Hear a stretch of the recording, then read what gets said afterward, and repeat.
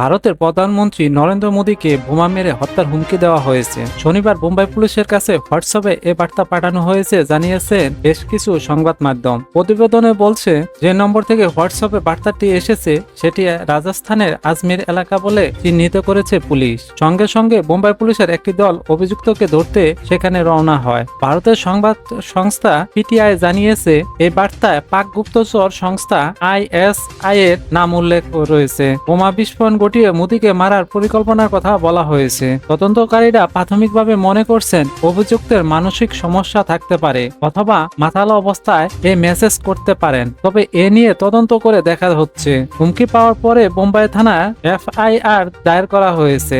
এর আগে বহুজনকে হুমকি দিয়ে ভুয়া বার্তা এসেছে মুম্বাই ট্রাফিক পুলিশের হেল্পলাইন নাম্বারে। কয়েকদিন আগে সুপারস্টার সালমান খানকে খুনের হুমকি দিয়ে একই হেল্পলাইন নম্বরে মেসেজ পাঠানো হয়েছিল।